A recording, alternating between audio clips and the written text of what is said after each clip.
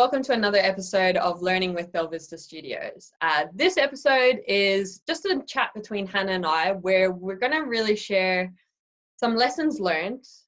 We've had some things happen within the team with clients and that which allow us to look for improvements. And I think a lot comes with, lessons learned and failures and all this kind of stuff. And where it's come from is that we're actually taking on a lot of new things that we've never done before. We have things that are broken within our own processes, or we don't have any processes in place. So we're learning that we're continuously making the same mistakes, or we're very inefficient in areas. So we've identified some of those things, but I think that will always continue to evolve. But we've identified some of them. We know what we need to do to fix it, and now we're putting them in place. And not always getting it right when we think we've got this awesome solution and process in place to save us. But then the first time we go to apply it doesn't always work. So then we have to improve again. And then I think, within the team ourselves, we're stepping up where people are taking on new tasks, new challenges. We're all developing ourselves further. And so yeah, I think we've been through catch-ups and stuff, working on what we're trying to improve and continuously putting things in place and helping each other out so that we can be better and improve. I'm going to say improve a lot probably. But I think we've been doing that, and we're just seeing the value of the strategies that we're putting in place to help us within our team, and also to work better with our clients. And I do see those impacts actually go on to my wider life as well, with relationships and friendships and interactions and things that happen throughout the day as well as a normal human being. So we thought it'd be really valuable to share that with you guys and kind of come from a place of this is something that happened and this is the strategy we use to improve it, and it can be applied, because we're starting to see that it's the same strategies can be applied in so many different areas. That's what we're here to chat to you today about, Hannah and I. So anything to share on that initially? I just find it really interesting, because when you talk about how we're continually learning new things, I think it's been a really big insight for me recently. So I know I've always said we're always learning, but I felt like I've really been in it and felt the emotions of it. And I don't think I've had that for a little while. So the work I've been doing, like we were talking about yesterday, I felt like I was nailing it and I knew what I was doing, and I was like, I know everything. I've got it all sorted. And then recently getting new responsibilities, I was like, oh my gosh, there's so much I don't know. And it's just really interesting being in that space of learning, because I hadn't been in that space for a little while, even though I said I had. This is another level of it. So it's been interesting. Yeah, it's cool, because I think what we've really appreciated is that it allows us to empathize a lot with our end users and the learners that we're designing for. Because what happens as practitioners, and you hear this all the time, I've been in the industry for 15 years or whatever, not us, but no, we were in school then. No, but you've been in the industry, you're doing the same thing the same way all the time, and it becomes habit, and we forget what it's like to learn. And it's been really nice for us to empathize with learners and the emotions and things that go on for them, because it's going on for us, whether that's the emotional reaction, you feel like I can't do this, I'm not good enough, I'm a failure, when is this ever going to be easy, I'm so stressed right now. All these things go on, and that likely goes on for our learners as well. So it's been really nice for us to empathize and then figure out how we can support them better as well, which I think is quite cool. Yeah, definitely.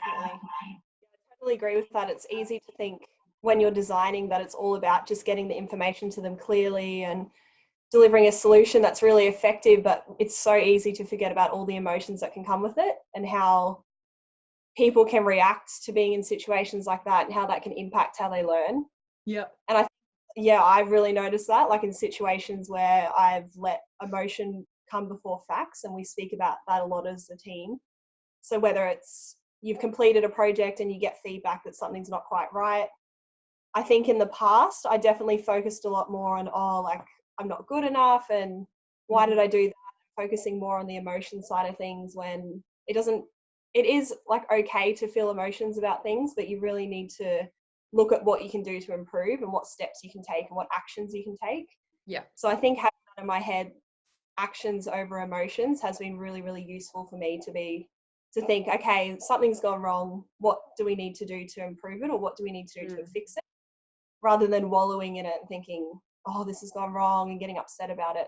So I think that's been a really useful thing that we've learned and spoken about recently. Well, I think what might be valuable is to share that example and to break it down. So the example that we're referring to here is that we received an email from a client on a round of feedback. Was it storyboard or was it development? It was the development, actually.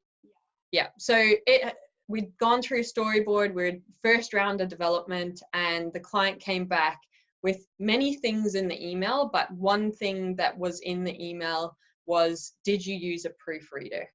And the email was sent to both of us from the client. And I know that as soon as I read it, I was like, oh, like, what the fuck have I done wrong? Like, where have we made mistakes? Like, I was the last person to touch the project. It was my responsibility to do the QA, to implement anything. And so my initial thing was like, ugh. And then I was thinking, okay, if I'm reacting like this, and I'm probably on this particular one, I'm a little bit more down the track in terms of dealing with this better than at the time you were. And this is how, like, I was like, oh shit. So I rang Hannah. I don't normally ring about things like this. And I rang to see how you were going in response to that. And because it's a very natural human thing to have an emotional response, to have that gut feeling of like, oh, I've failed. What have I done wrong? And you go into this overload, crazy kind of state. But I think what we have now learnt is, and what we're trying to create as a really good habit, and when I say I'm a little bit further down the line of this, I learnt this mistake a few years back. So now I've really been able to create it as a habit, and it's something that you're working on at the moment and getting really good at now, is what is the facts that we can read in the email and not read into the meaning behind them. Because when you get something via text message or email, you don't know how the person was, what state they were in when they sent it to you. So literally what we did was we brought up the email on screen share and we broke it down. And I was literally highlighting each sentence and going, what's the fact of this sentence? What do we need to do out of as a result of this? Is this just an information thing, or does this require action? And we went through it. And that particular reaction that we had to, did you use a proofreader? Really, if you stick to the facts of that, it's like, did we use one? Yes or no? It doesn't mean that there's heaps of spelling mistakes, that you've got your grammar all wrong, that we're not happy with the quality of the product, that you guys suck. It doesn't mean any of that. It's just, it doesn't even mean that the client has read or gone through the module itself yet. Like, we don't know anything. They just asked a question, and the answer to that question is yes or no. So the strategy that we now are really getting good at applying is breaking every single comment from a client down, or from each other, like our internal comms, into what does that specific one sentence mean in terms of the facts. Is it something I need to take action on? No? Okay, move on. If it is something I need to take action on, what is the action that's required? Do I need to clarify it, or do I know the action myself already? And by looking at it that way and breaking it down, I think we're really able to minimize the emotional impact and reaction that we have to something, and we get into solution mode very quickly. Yeah, I agree.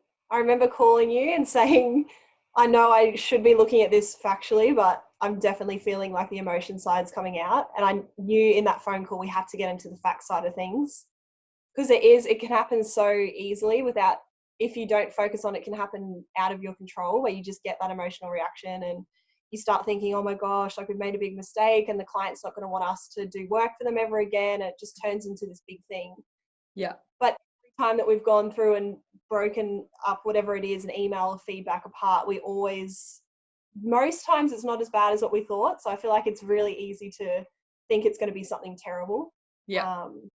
So yeah, it's such a good thing to do for freelancers out there and people creating work for people, because it's so easy to get that connection to what you create and feel, if the client's not happy with it, feel personally, I don't know, like you take it personally because you put so much work and effort into something. So it is hard to look at things factually when you try really hard and you're proud of what you've delivered. So yeah, it's very interesting.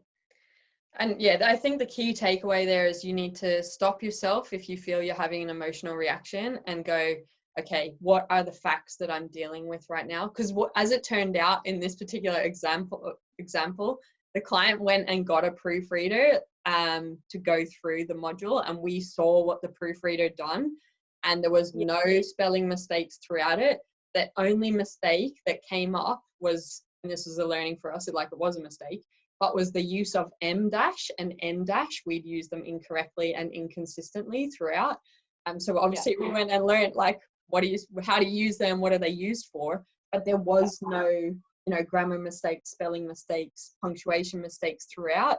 So we had done our job right, potentially, and we could read into it, and we don't know why the client asked that question, but that might just be what they do all the time, is when they have a policy, what they have a procedure, they get their proofreader to do that as part of their processes. So we don't know. So not reading into it and just focusing on the facts really helps you move from that emotion state. Definitely. I think another thing in that is quite often you get client feedback and it can seem ambiguous, and sometimes you're thinking out loud as well, as you're giving feedback. I know when I'm giving peer feedback, I type something and then I'm like, this doesn't help my team do something. What is your intent with this? So and what we were finding is we'd send questions to each other and go what does this mean? Or can you go back to the client with this? But I think we were trying to rush through things and we weren't actually breaking down what specifically was the intent of what they were saying. So looking at each particular sentence or each component of a sentence and figuring out, what is the intent of this? Do I need to clarify anything because I'm unsure, or I need to clarify something with my team or the client? And then what's the action I need to take out of this? Because at the time we were coming back to each other and wasting so much time going, I don't know what this means. And it's that's not helpful. It doesn't help us move forward. I suppose something that we're focusing on is don't come with the problem, come with the solution. So I think that's been something useful, because now we each come to each other and say, it's basically asking a question, and that's the action if you need to clarify something, or you go and take action and implement what needs to happen. Yeah. Do you have anything to add on that one? Yeah, it's interesting because I remember before we started having these conversations, and I think you started taking our team to the next level and getting us to think differently. I know if I was working on something and there was something I couldn't figure out or a problem, I'd just go to you and say, Kim, this doesn't make sense. What am I supposed to do? But then you started saying you can't come with a problem. You really need to think about what's some possible solutions and then present those solutions. And I think just having that frame of mind is so powerful. So when you're trying to figure something out, rather than just feeling defeated and thinking, I don't get it, this is too hard, I'm just going to pass it on to someone else. It's about that responsibility and thinking, if there was any solution in the world, what would it be? Even if it's something out there, no matter what it is, and just putting that forward so other team members can build on it and you've got something to work with. So I think that's been a big insight for me, because I think I didn't realize that I was always just handing over problems. But when you said it, I was thinking, wow, it's true. I really need to think about how to solve things and present that back to the team, and then we can go from there. Yeah. So that's been a big lesson for me, definitely. When you were in that state of coming with problems, and at the time you didn't know you were coming with problems, that was almost your way of coming with the solution, is I need help with the answer. Yeah. How did you feel? And then now when you come with a potential or offer a solution, how does it feel now for you as the person doing that particular task? I think beforehand I probably saw my tasks more as separate things rather than looking at the big picture. So I just thought, okay, this is my task. These are the problems. I'm going to hand over the task and all the problems to Kim. So here's the task. Whereas now, when I'm coming up with solutions, I feel like I have more ownership over the project. That's cool. And I feel like it's a satisfying feeling because you feel when you complete a task, you can feel how you've contributed to the bigger picture. So you know that by solving those problems, you're helping the whole solution work and you're contributing to the client. And I think for me, because I've been interacting with clients as well, I can see how it's so important to keep the whole project moving. Whereas before I felt like I was doing siloed tasks and didn't see the impact. So it feels good. It feels like I have more control over my work and I feel like I'm making more of an impact by understanding the bigger picture. That's quite cool. I think for anyone that is supervising and because it becomes very hard everyone has issues with delegation. It's very time consuming to train people. It becomes very stressful and they don't get it right the first time. So you're continuously saying things over and over again until it becomes a habit or that awareness is built. So I think a question, if you are the person that's leading and supervising, to ask that person is when they come to you with a problem, you just empower them and you say, what do you think you should do? And that, as soon as I started asking you that and the rest of the team, it changed how you thought about things. And I was getting less and less questions. And when you came to me, I really knew that you needed help then. And so that I could give you the dedicated help that you needed on that particular thing. And I think not always it's about creating habits. And so I know there was a few times where as you're building the habit, the mistakes keep happening. And so the team would still come to me with problems, which means that I'm having to deal with my workload and help them and support them because we're trying to achieve deadlines. And I'd say to them, come to me with the problem. Oh, sorry, don't come to me with the problem. Come to me with the solution. And you keep coming with the problem. And because it wasn't an awareness of yours just yet, or maybe we can chat and explore this a bit further. But one of the things that we did do was let's come up with something random that is going to spark, I know what I need to do here. And so we were using Kahoot at the time for a quiz for a training session. And they have this name generator thing. So we basically we needed a buzzword that would stimulate you to think for yourself, essentially. And so the buzzword that came up in the name generator was, I want to Kahoot myself. So anytime the team would come to me and say, it sounds terrible now. Anytime they would come to me with a problem and have not thought about the solution, I'd just go back with, I want to Kahoot myself. And I wouldn't respond because I feel like I want to be helpful. I want to help you get the result that you need. But by giving you the answers all the time, you don't ever have to think for yourself. You don't ever have to problem solve. So I just started writing back, I want to Kahoot myself. If you say something to me, I want to Kahoot myself. So on the receiving end, what did that buzzword mean for you? Well, I think it just brings awareness around things. Because I think often when you're working on tasks or you're busy, I'll say to you sometimes, I feel like this week's just been a whirlwind. You're working on things, and I think sometimes it's really easy to sort of go into autopilot mode and forget that you need to implement new habits. And it's not till it becomes a habit that it happens naturally. You have to put effort into. Oh, yeah. So I would hear it and go, oh, okay, stop. What do I have to do? And it's good because it's easy for you to send it rather than having a big explanation of you need to. It was a copy and paste. I had it on my notepad. But I think as you were talking about that, I think another thing that has come from you getting us to come up with solutions is something around trust.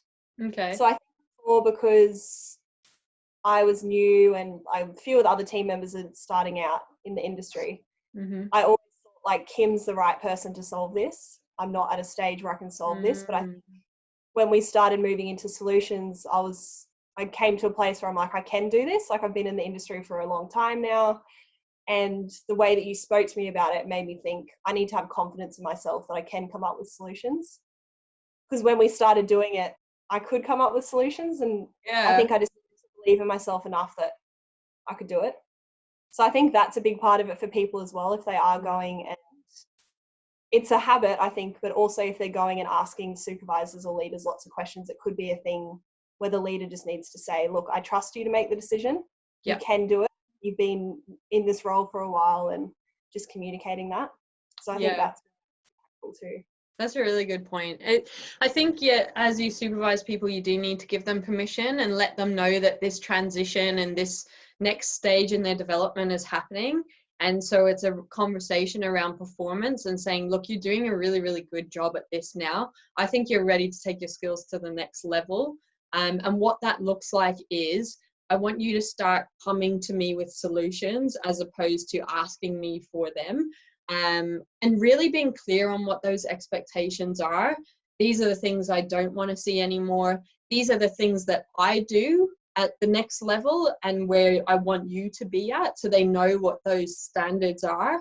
And having that conversation allows you to know that you're not just being, that I don't care. Because I think sometimes when you push back and you say, well, what do you think? Especially like through Skype messaging or whatever it is, you could go back to what we were talking about earlier, the emotion, go, well, Kim doesn't want to help me right now. Like, that's not very nice of her or whatever. And I think that I want to Kashoot myself was a funny thing, because that allowed us to debunk any kind of emotion that might come on, and that we could go, I know this is a learning thing right now. It's not that I'm bad. It's not that I'm making mistakes or whatever, but I need to step up. So yeah, as a supervisor, do really clarify that next stage in someone's development and let them know the journey that they're on, because otherwise, if you don't communicate that, they can feel abandoned and go, I'm not getting the support that I need, even though you probably have the best intentions to help them take their skills to the next level. Yeah, definitely. I think something that I know like both of us use, and I'd love to like hear you chat about it, is moving from, okay, you're being told something, you need to do it now, creating the habit, because that's where mistakes continue to happen, and then it becomes an actual habit. So what are some of the things that you do to help in those initial stages of making something a habit? Yeah, so I found it quite difficult because I felt like there was so much involved that we needed to implement to be successful and provide the best quality. So it was lots of little things like grammar and multiple, so it'd be like 10 different things about grammar that we had to make sure we did for every project. It was the way we wrote emails, everything. Like, there was so much to consider. And I think, I know I went through a stage where it became overwhelming. And you, oh, have you done this? And I was like, oh, I was focusing on everything else and now I've missed that. So I think what's really important for me, I was writing it all down on sheets of paper, and it just became so overwhelming having all these different sheets of paper. So I think the first thing is having like I think digital's good, like having it on a notes. What's a note is really good. OneNote is what I use. Yeah, so just like recording it on there. And what I do now, everything that we've spoken about that I want to create a habit, after every single task, I'll go through that list on OneNote and just tick everything off. And I found that it's working really well because I have something that I can check. I'm not relying on my brain to retain all that information, because you can't expect the brain to remember everything when you're in a learning environment and there's new habits you're trying to create. So checking through that, and I felt the more that I'm doing that, the more things are coming naturally. So I might implement, say, half of that list without looking at the list. And then when I get to the list, I can say, oh, I've already done those things, but these things are what I need to do. So I think it's just having something there while you're learning, not putting pressure on yourself, and just having something there that you can check or use to support you through that process. I found that so valuable. I think if I hadn't had those lists, I'd still be struggling now to implement things. And so that would probably be my main bit of advice. Yeah, I think that's really good. I do that as well still. And I think it's a great resource for new people that join, and like all the team that come up afterwards that start to learn these new skills that you're currently learning. It's a checklist for them, which is a really great resource to have. Yeah, definitely. Something I was going to chat about is communicating the why of things as well. So there was a few things that, and I suppose this is about appreciating who you're working with and personalities and working styles and stuff. So for me, there was a few things that I was continuously telling you guys, we need to do this. I need you to do this. And every time I'm getting a project back, I'm seeing those things not done.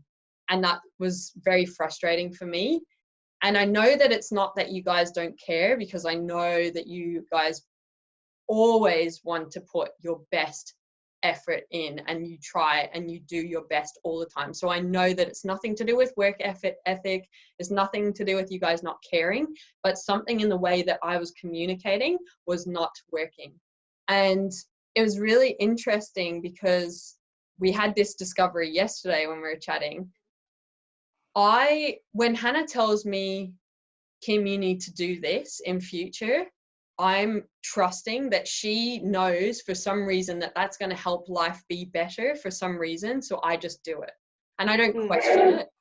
But your communication style and how you want to receive information is you want the why. So I don't really care about the why unless it goes against my personal values and things like that. Then I'm like, well, hold on, I need to hear more about that to understand the other perspective, so that I can be persuaded or I can be influenced or I can at least consider it. But when it's something like you saying, do this, I just go, she knows that's going to make life easier somehow for me, for her, for the client, whoever it is. So I put it into place.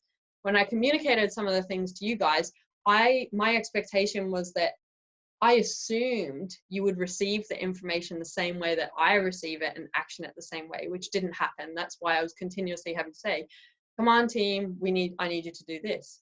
So I think it is really important to understand how people receive information and what's important to them. And what we discovered, because through an episode happening of basically I had a task for 2 hours, it was a QA, finalize, package it up to the client, and it ended up taking me 5 to 6 hours. It was very stressful. We were all like trying to make it happen basically. And it wasn't until that happened that you got it, which is what we were talking about yesterday. So I wonder if you could speak to your side of that. Yeah, well, I think it's definitely something around the emotion and experiencing why something is so important. So when, as you said, like it was never my intention to not action things that you would say, but I think maybe outside of my consciousness, there was so much you were telling me. It was like, okay, cool, yeah, I'll do that. But in the moment of the task, I was like, what do I actually need to do to get this handed over? Yeah. And I probably didn't realize the importance of all those things that you were telling me. And I just have to say that like your growth at the moment, your development is on a very steep curve. Like we're not just kind of going incremental, like we're taking it's on a kind of supersonic speed. Like there's so many different components of what we do that you're learning. So it's not just like one thing. So you do have a lot to think about, but you're also very capable. That's why we're doing it that way with you. Anyway, just wanted to say that part of it. Yeah, so I think for that task, it was like feeling the emotion behind it, because I am quite an emotional person. Like I love psychology and understanding human brain and emotions and all of that. Yeah. So for me, I think for something to have a really big impact for me, I often have to experience it and see what the consequences are, or see how it adds value to the client to do something a certain way. So when we were scrambling to get that project done, that's where the emotion came out. And I thought, oh my gosh, like all of these things that we haven't done, look what it's led to. And this is now we might not make the client deadline. And I think that's when I went, okay, like I need to sit down and sort all of this out. And that's when I started creating my lists. That's when in our catch-ups, I'd start talking about and asking, I've been implementing these things. Have you noticed the difference? And making sure that all of those things were happening. And yeah, every time I do a task now, it's sort of like I relive those emotions and think I don't want that to happen again. What do I need to do to make sure that doesn't happen? Yeah. And I think it really helps me to create a habit. But yeah, for me, I feel like understanding the why and hearing the why really does help. Yeah. I think everyone's just so different. I don't even understand why, but I think everyone just, the way they receive information and instruction is so different for everyone. And I think you'll probably find I often ask you the why when you're like, Oh, just yeah. like do that. But I'm like, no, I need to understand why, because it helps me. Other people in our team might not have to understand the why. So yeah. It's interesting, I guess, for you being a supervisor and leader, thinking about how to deliver information to different team members. Do you find that now in the team that you hand information over differently depending on who the team member is? Yeah, definitely. I think some people, they just need to know the outcome we're trying to achieve and they'll go away and do it. Other people will want that the outcome's fine. They want to check in early to make sure they're on the right track. Some people need more context. So it's a phone call to deliver the task. So the task might be set up and these are the things you need to do, but I'll ring them and say, this is the context behind it, and give the opportunity to ask questions. Other people, I do the same thing with the task and I say, come to me with questions, because that's their style. And I think it's an appreciation of the different personalities, and it's just reminding me, I'm not very familiar with it, but like there is disc profiles and things out there that you can do to learn about your own style. And I'm quite directive. I just need dot points to move on, whereas you're more the human people side of it. I have an element of that, but when I'm trying to get shit done, that's not me. I'm in the directive kind of whatever the D is. So I know that disc profile, you can do free ones online and at least get a sample report to find out about yourself. And it might be worth looking for things like that, communication kind of profiles and that you and your team can do to understand and empathize with how each of you work so that you can become more efficient. Because in the past, if you I'd deliver the same message to all of you and I'd get it back completely different. And then I'm having to scramble to make up time or to adjust things. But now it's like with project planning, if you do and spend the time doing things up front right, you go off, because you guys are amazing, incredible, so that if I give you the right direction, you come back with it 90% where it needs to be. And that's just unbelievable. And so I think appreciate and get to know the personality styles, the working styles of who you're working with, because it's so beneficial. It saves so much time, reduces stress, all that kind of stuff. Yeah, it reminds me of a task we had where it really highlights to me the importance of having phone calls to check in on tasks. Okay, yeah. Leading a task, and I read the invite and thought, or the task invite, and thought, yeah, I'd totally get it. Makes sense. I think we had a conversation on Skype. Yeah. But we were answering questions, but it was all disjointed because there was so many questions. Yeah. And then I ended up handing over a task and you're like, oh, it's not what it was supposed to be. And we had a completely different what it was. Yeah. And that was another learning for me, that it's so important, especially for our team working remotely, so from different cities, to really spend the time communicating with each other and making sure everyone understands what's expected. Yeah. And I think that's been a big thing for our team recently, the communication part, people knowing what their role is, people knowing exactly what they need to do to get it to a stage for the next person to continue the project. So yeah. Yeah. I think, what was I going to say? Brain fart. It's something to do with, don't make assumptions. We can't afford to make assumptions in the work that we do if we want to produce quality work. And so therefore we now have a commitment with the team. If you're doubting anything, check in and question it. Especially if it's a QA role, you got to question everything. But if you're not sure on what you're doing in any aspect of what we do, we now do not accept assumptions, basically. Clarify everything. Yeah, that's a good one. On that as well, I think something we've learned is to record all of the decisions that you make, so other people on the team can see exactly why you've done something. Yes. Because I think one of us would do something and in the moment and think, oh, this makes sense, I'll do this. And then another team member gets it, and a month down the track, they're asking who did this and why. And you're looking back at something you did a month ago thinking, oh, what, like, why did I do that? Yeah. So that's been a really big learning for our team as well. So I think the tip for everyone out there would be, if you're working in a team environment, and even for yourself, because if you make a decision later on, you may need to check on it, to really record very clearly exactly why you did something. Yeah. So tell the client, tell a team member. So we do that now in all of our feedback documents. If we do something, implement something to a development file or change a storyboard, we have a comment that says exactly what you did and why, and it's signatured by the team member who did it. Yeah. So I think that's another important thing. Yeah, good thing. And it's about being very specific, documenting exactly why you made that decision, linking off to other things, because you work on so many projects and time goes on. And even like a couple of, like you guys asked me about things that happened 2 days ago. I'm like, hold on, I got to check my notes on this one. So imagine, coming back a month later and being like, what the hell? To get very specific.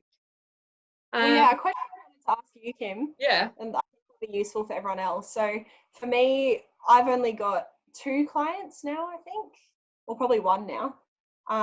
But even that, for my brain, trying to manage everything that's happening, if there's multiple, so there might be a storyboard, a module, an animation, there could be multiple things happening with that client. For me, like managing that in my head, even with spreadsheets, I can find that quite overwhelming. And I just wonder, for you, you would have multiple clients at once. What tips would you have for people to manage all of those projects and keep on track and not miss deadlines? And what's like, I just find it amazing that you can do that. I can't wait to get to that stage. It's hard. Okay, so it's, to me, it's just good project management. So there'll be times where we have 16 different projects happening at once, and we're not a big team either. Like there's 4 of us, so I think it really does come down to good project management, planning in advance. We take a lot of time to schedule things out. We have our calendars where it's the project calendar and everyone's task is allocated, and that task is very specific. It says, this is the task, this is what you need to do, this is the resources you need, this is when the duration of the task that you have allocated, which is aligned to like the quote and stuff, and this is when it's due. And I think like it's due and this is where it needs to go next, and if it impacts someone else's task. I know that quote and project management template that we have on the Creator Hub, that's what we use, and that makes the reason we have that is because I'm not able to hold information in my head. I get very overwhelmed. That's what creates stress for me. I'm not good at admin tasks. It does become really overwhelming, and what that does is allows me to see at a glance all the things that are happening, what's been achieved, when is it due, what is who's doing it, what are some comments or whatever it is. And I think a really big thing that helps me is, so that project management plan is exactly the duration something's going to take, when it's handed to the next person for QA or whatever it is. And then that goes into, we use Google Calendar, our G Suite or whatever it's called. So my calendar looks like a mess. I know you guys see it and you're like, how the hell do you look at it? But it's all of our projects and every task that's happening. And so a big thing is distractions. And I need to stick to the task at hand in the moment. And so a distraction that will come in is emails. Now, I don't have notifications that come up on my computer because otherwise I'd get nothing done. So I check my emails in the morning after I've used my brain capacity on important tasks. And then I might check them at lunchtime. And then potentially at the end of the day is when I'll send a lot of my emails. But throughout the day, I don't check things. Or if things come in and I happen to see a client asking for something, if I'm not scheduled to work on their project that day, I don't check it, because it does become overwhelming, because one email can lead to a million different things that I need to action, but I've got a priority as according to the project plan that I'm working on now that I need to focus on. Otherwise, I'm not going to be able to do that. So I'm very good at compartmentalizing that this is the task at hand right now. And until I'm finished this task, I'm not going to look at the next thing in my calendar. And so what I do is I schedule my day from start to finish. At the end of the day, I take a glance at the next day and I am prepared for what's coming up the next day. So if I have a hard deadline, I know that something's due at 9 a.m. I know when I wake up after my morning routine that I need to go action this thing. But I only focus on the task that I'm doing. And in my day, like I'll spend a little bit of the morning going, okay, is everything matched up? Does anything not need to happen today? Move it to another gap later on. But I think it's just good project management, and it's not getting distracted by everything that comes up. Yeah, good tips. Thanks, I like mate. that. Project management is very important. And preparing early, I think, like using spreadsheets like that to list everything out so you don't have to have it in your mind. You can just refer to that spreadsheet. I think that's so useful. Yeah, so project management is like one of your new kind of things that you're taking on. Like this is the first time that you're managing a client and the client relationship. So what have you learned, and what tips do you have for people around that? I think it would just be to prioritize time to check in with your projects, because I think for me, I was so focused on the tasks that I had in the day that I would sometimes forget about the project management side of things. Yeah. Now I've got that time in the afternoon, so it's like an hour every afternoon where I just use that time to look through and make sure I'm set for the next day or the next couple of days. And it might only take 15 minutes, but it's just making sure that you block that time out and you prioritize it. You don't let other tasks get in the way. Yeah. So yeah, that would be it. Just having it front of mind and booking out time to check in with it and making sure you're on track. Yeah. Because the last thing is that morning you realize you're not prepared for the day and something's due. You want to get things done in advance and be prepared. Yeah. Yeah. As we kind of wrap this up now, is there anything else that you'd want to add or you have questions about in terms of anything we've learned or how we've dealt with lessons learned or improvements? Or I think it'd be a question for you as a leader. So you're putting a lot of trust into me from my perspective, allowing me to manage clients. And I'm just wondering what that process is like for you, for leaders out there, especially if you own your own company. Like for you, studios is so important to you. Getting enabling team members to interact with clients and do things that they wouldn't usually do. Like, how do you balance that? I want them to learn, but I also want Belvista Studios to be providing quality work. I think it is, well, first of all, if you think of our team, I'm very fortunate that you guys want to take on new challenges and grow, and you ask for opportunities like that. So I think that willingness is incredible. And at the end of the day, if you can develop the skills and I can do, and the awesome thing for our team is that we complement each other's skills. You're so strong at the things that I either hate or I'm really bad at. And they're the things that you really want to learn how to do. So for me, I'm like, holy shit, that's going to make my life way easier. I can focus on the things that I'm good at. I can do more of that. So from that perspective, it's very motivating. I think it can be scary as a supervisor or someone leading a team, or because you fear we're going to have to make mistakes to get to that place of them getting to where the quality and standard that you do something, that you might be the expert or you have the habits or whatever. So you need to accept that those mistakes are going to happen, but you can get through it. And by having the right processes, giving them the right support, you can get there faster.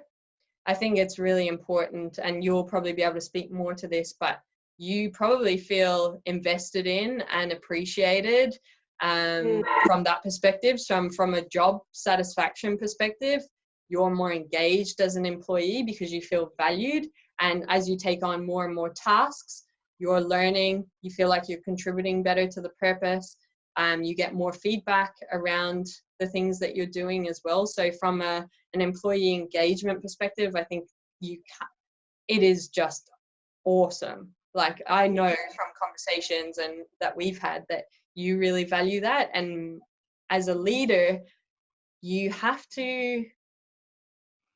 I think you have to do the best for your people for the rest of things to fall into place and be successful. So my priority is always for you guys to be feeling valued, working on things that you enjoy, being challenged.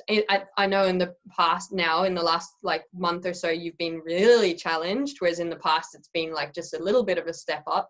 But I think the reward for you is a lot higher this time because you're seeing I'm fucking capable and how good you are and what you are capable of doing, and that the skills that you've developed, that you can do it. And I think the next time that you go to develop something else, it builds more confidence in yourself to be able to do that.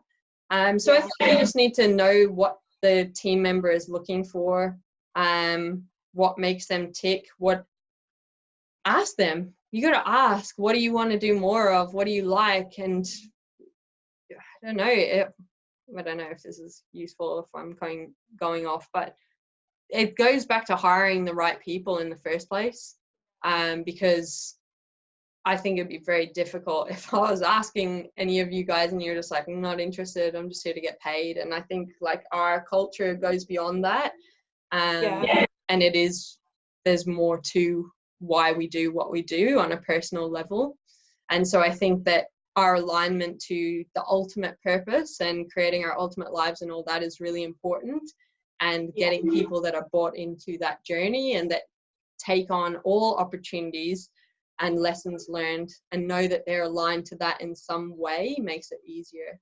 But I think you just got to let go. Like as I am handing things over to you, and I'm starting to learn that I don't know everything best, and that you have really good ideas, and that I don't do everything the right way, and that I can improve, and that we can do better for our clients because I'm getting a new perspective now. We can produce better solutions, and that we all have something really good to give. And one person is not the almighty one. It's better if we work together. It's better if we lift each other up. Yeah. Because the results for everything are fucking amplified. 100%. I agree. I love it. Any other questions? No, that's it. That was very good. I feel like you gave a lot of value in that one answer, so it was very good. Cool. Cheers. Any other final tips for people that might be learning stuff, or I don't know, what support they should get or anything like that you want to share? I think the main things are, so I know when I was learning and I got really stressed and overwhelmed, I went through stages where I was like, oh, what if I can't do it? Like I wanted all these extra opportunities and I wanted to be challenged. And then when I was in the middle of it, I was like, what if I can't do it? Why have I taken this on? And we had to have you were willing to have conversations with me where you said like, you can do it. You need to believe in yourself. And this is part of the learning process. So I think just to really believe in yourself, understand that there is a learning process. It's not going to be easy the whole time. And if you're outside of your comfort zone, it's a good thing. Like you need to be outside of your comfort zone to push yourself and become a better version of yourself. So just embrace being in that space. I think ask for support. Like if you feel like you're overwhelmed, don't just think, oh, I should be able to do this, so I'll just send this email. I think it's been really working with you to make sure that everything that I'm working on and the new challenges I have, I'm doing it well. So we're keeping a good name for Belvista Studios and delivering good products. Have your lists, so you have your spreadsheets, list everything out. Your brain can't hold all of that information. And I think having a mentor or a coach, I'm very lucky to have that in you as my supervisor. You're very open to talking about how I feel about certain things and what I want to improve in. So I think if you do have a leader that's willing to do that, take up that opportunity and talk about what you're going through and how you could improve and ask for feedback, because it's just so valuable and not everyone has that. So if you've got that opportunity, 100% do it. So that would be my top tips, I think. Nice. And I think you have to remember all humans want to help because we get some intrinsic random thing from helping. So even if you think that your boss doesn't want to help you or hasn't helped you in the past, I think you need to still ask for the feedback, ask for their perspective, go to them with solutions and ask for their opinion, because then you can play to their ego if they're that kind of person a bit. But keep doing it, because even if they say no, or you don't think you're getting what you need in the first instance, you're creating that as a new habit for them. And over time, they will come to you and give feedback and support and help you improve and all that kind of stuff. So be persistent and get what you need, even if it hasn't happened in the past, or you think that that person's never going to help you, because human beings are built to want to help others. You just got to, it probably comes back to that personality style. Figure out what it is that is going to make them want to help you, and work it that way. Yeah. Cool. All right. Well, on that note, then I suppose we'll wrap it up. Thank you everyone for listening. We hope this has added value and given you some tips to help you kind of put in place, and know that, accept that learning is learning, you know, and you're going to have that oh shit moment, I'm crap, I'm inadequate, and then you're going to kind of get on top of it a little bit, and you're going to be like, oh, like I can do this, and then you're going to fuck up again, and then you're going to be like, oh my god, I'm back to where I started, but you're probably a little bit higher than you were when you first started, and eventually you'll get to where you want to be, and then you're going to go through it all again when you learn something new, and that is life. Yeah. So thank you on behalf of Belvista Studios and Hannah and myself for listening. We really freaking appreciate everyone in the community and all the wonderful messages of support and the communication, that the content that we put out on Instagram, YouTube, LinkedIn, whatever it is, through the Creator Hub, all the messages that you're saying thank you to us, thank you to you, because that fuels us prioritizing this kind of stuff. So yeah, thanks for being part of the community.